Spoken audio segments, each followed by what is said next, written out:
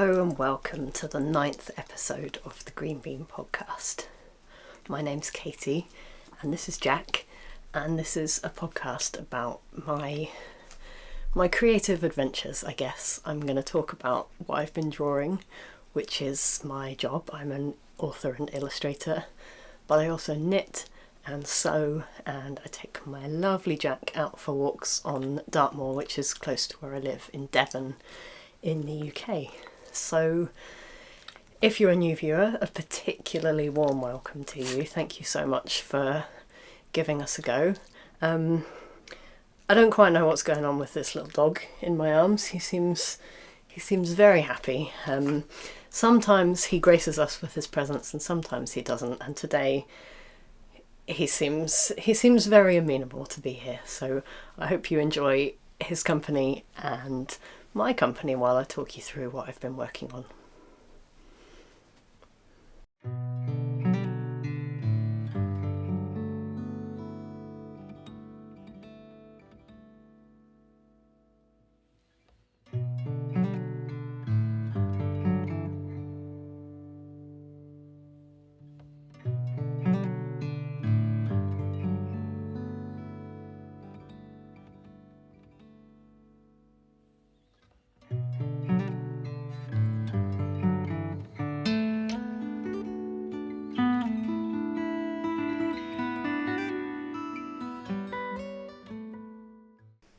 On my drawing board today is an illustration commission for a lovely friend of mine. She is a knitwear designer called Rachel Brockman, and she got in touch with me asking if I could draw the schematic for her new jumper design.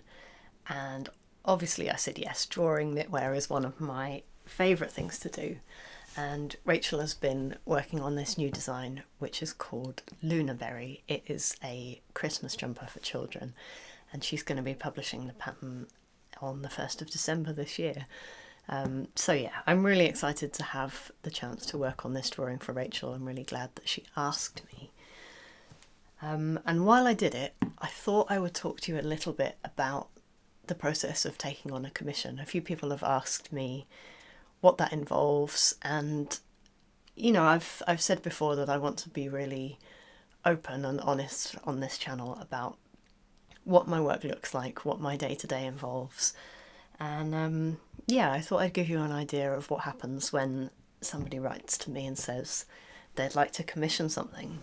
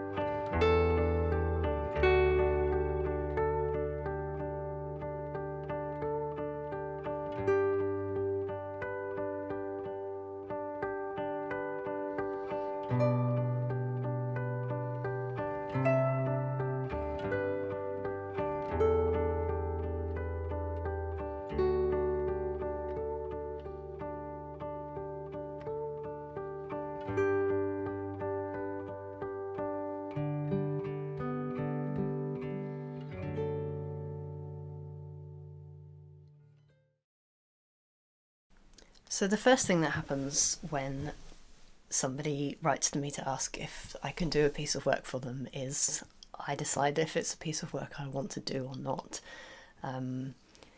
You know, it's not just about whether I need the money at that time. It's about whether it's something that fits with my style, whether I've got the time to take it on and do it justice. You know, lots of different factors play into it, but usually if it's somebody who has approached me because of the style of my artwork, then it's going to be a good fit, and if I've got the time to take the work on, I will say yes. We then have a discussion and agree a fee that we're both happy with, and I will send a contract which I call an acceptance of commission which covers the details of what rights I'm granting to them, the license agreement, that kind of thing. It's a very boring piece of paperwork, but nonetheless very important, so that both I and the client understand, what it means, what I'm offering in terms of ownership of the artwork or not. In most cases, I'm giving people a license to use a piece of artwork, but I retain the copyright myself as the creator of the work.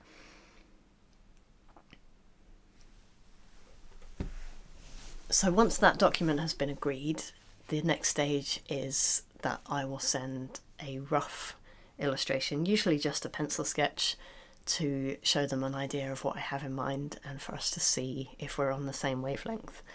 Ideally, if we've had lots of good communication up to that point, then the client will be happy with that pencil sketch and we can go forward. However, usually there's something that's not quite right, especially, usually I'm only communicating with people via email or telephone and there's nothing visual. It's down to me to interpret the words that they're saying into an image.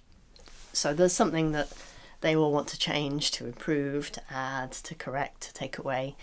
And so we go to a second stage of sketching before they approve the final design and I can get to work on the final piece of artwork. And the timescale for all of this really depends on what's on my agenda and what the client's deadline is and what medium they're using. So if I work in pen and ink, it tends to be a lot more straightforward and simple and quicker for me to work. Scratchboard, which is the medium I'm working with now, is a much slower way of working, so it takes me longer and consequently it costs a little bit more.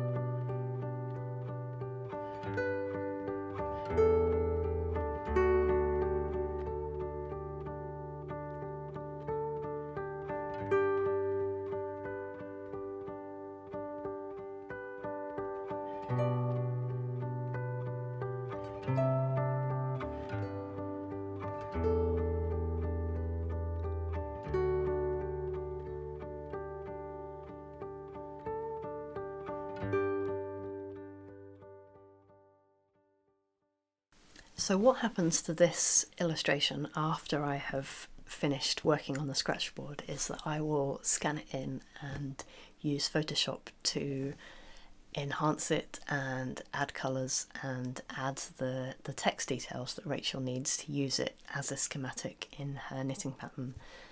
And I thought I would put together a little quick video to show you what happens to the drawing after I've finished the actual drawing process and taken it onto the screen to turn it into the finished illustration.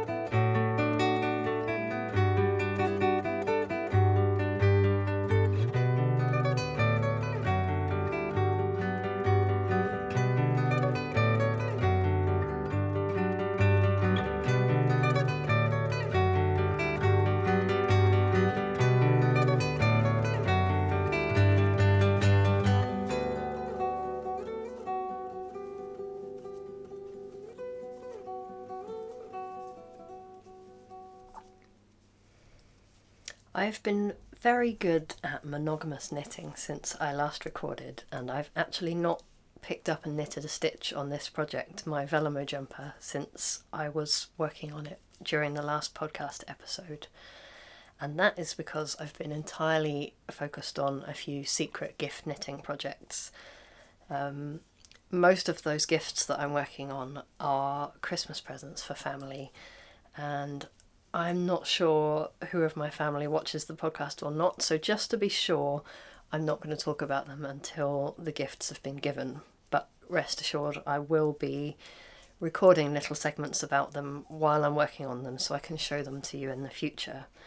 But I have also been working on a birthday present for my dear friend Mary, whose birthday was yesterday. So now that she's received it, I can talk about what I made. It's a pattern that I've made before. It's the Underwing mitts by Erica Huesser. And I mean, I would be very surprised if you're a knitter who uses Ravelry and hasn't seen this gorgeous design before. It's very popular and deservedly so. There's something about it that just, it captures so much for me. I think it has that kind of nature study, cabinet of curiosities feel about it. I guess some of you might not know, if you haven't read my book, that I actually have a background in science. I have a biology degree, which I studied before I decided to go into art full time. And, you know, what's stuck with me from that is obviously a love of nature, which won't surprise you. But I think that my interest in science was kind of misplaced. And if I'd been around 200 years ago, when science involved travelling and observing and drawing things rather than data and spreadsheets and working in a laboratory, it might have suited me a bit better. Although I guess if it was 200 years ago, my gender might have been a bit of a problem.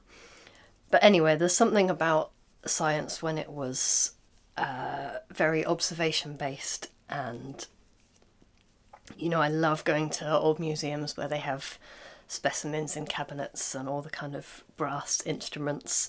That kind of feel is the aspect of science that has always really appealed to me. And there's something about the Underwing mitts that really captures that spirit. So the design is based on a moth called the Underwing moth, which has this flash of a different colour underneath. And I made a pair for myself earlier this year in brown and beige with orange as the contrasting colour. And my friend Mary subtly dropped a hint that she would like a pair in green. So I chose green for her. I actually picked up the yarn for her pair at Edinburgh Yarn Festival earlier this year.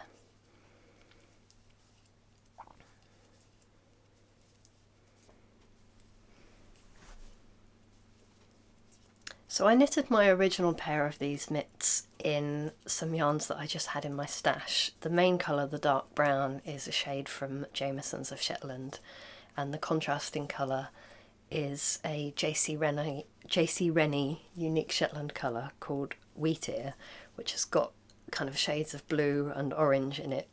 It's the same yarn that I'm using to make my curlew hat, which is an ongoing project I've talked about before.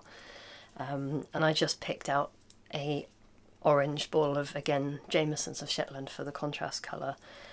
And I wanted to mention these mitts again here because they've been wearing really well. I tend to be quite hard on my gloves and mittens because I'm a dog walker and I have a pesky little terrier's lead in my hand most of the time when I'm outdoors, so I tend to wear away my mittens on the finger and thumb.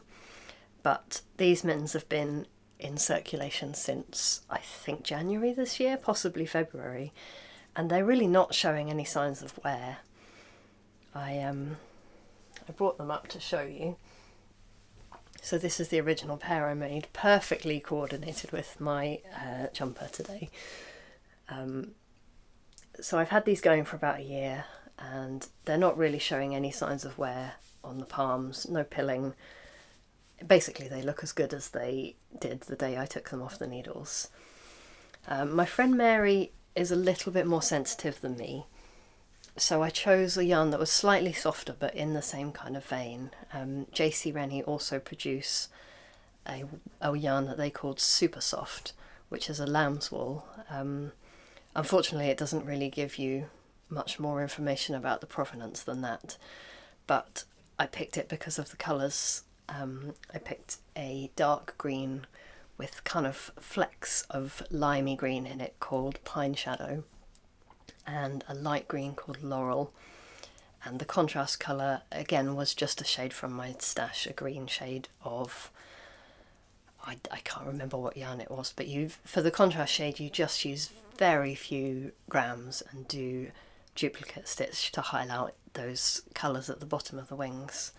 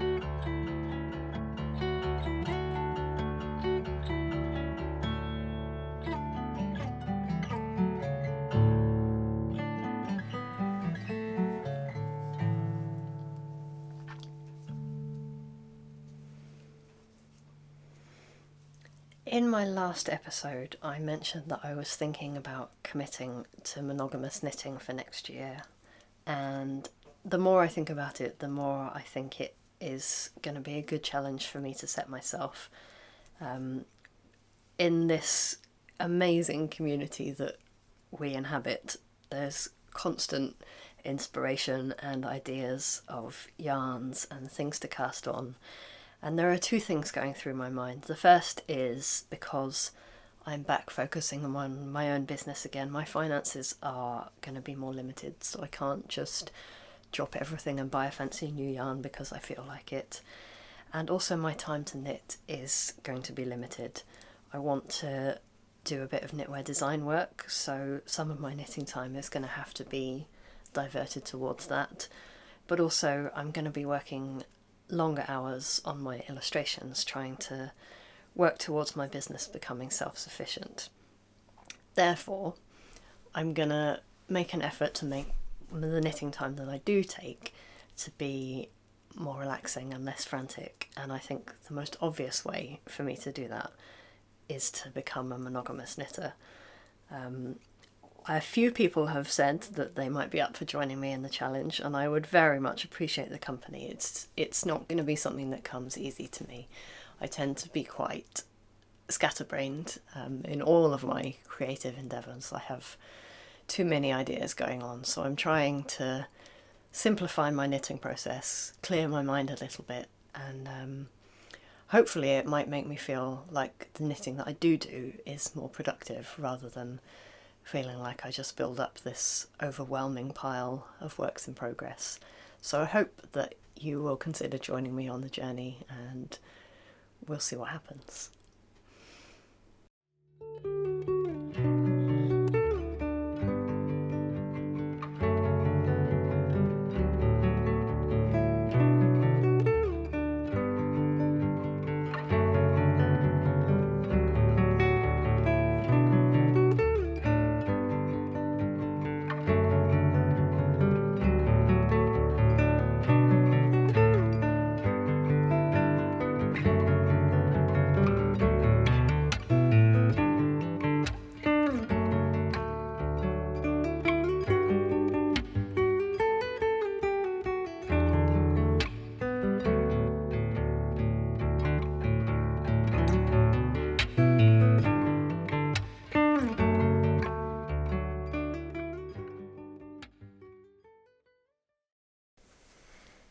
I haven't been doing any sewing this week because I've been extremely busy with work and a bit of travelling, but I do have a new sewing project on the horizon that I wanted to mention briefly.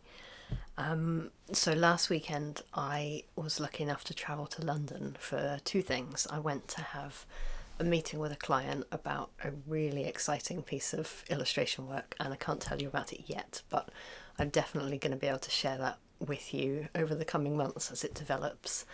And also while I was in London, I went to Loop, the knitting shop in Islington, for the launch of Emily Foden's book Knits About Winter, and just had a lovely evening with the ladies from Pom Pom who published Emily's book, and meeting up with lots of other knitters, people who I've known for a long time and haven't seen for ages, and meeting loads of new people as well. So it was a really lovely weekend.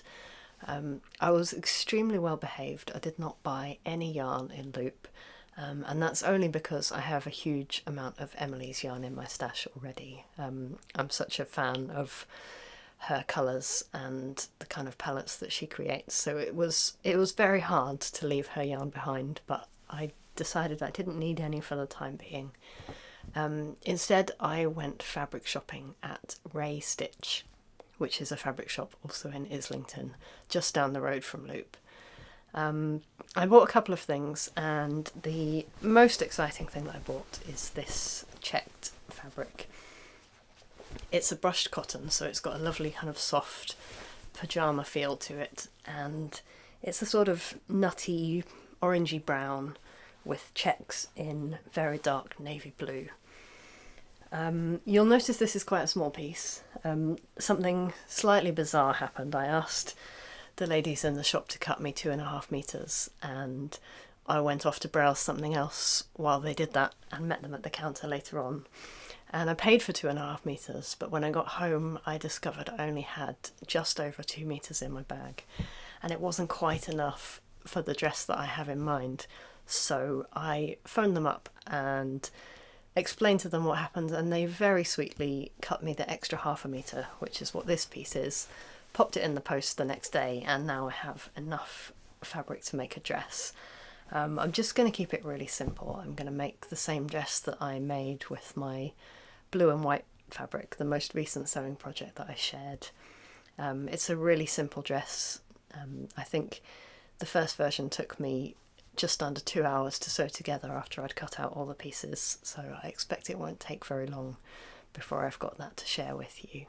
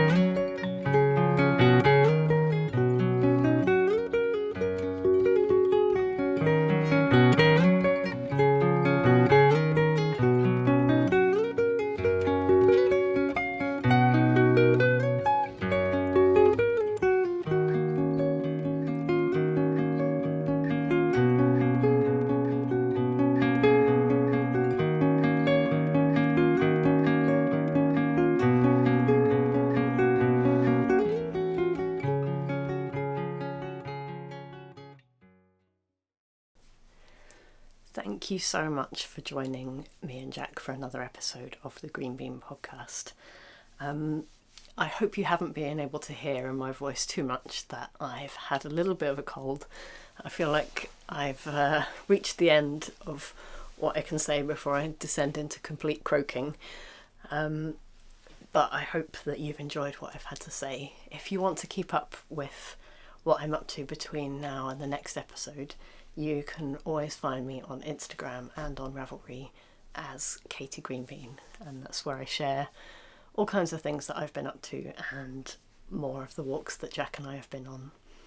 Until then, thank you so much for watching and saying hello, and I hope you're enjoying whatever creative projects you're up to. Thank you so much, and I'll see you soon. Bye!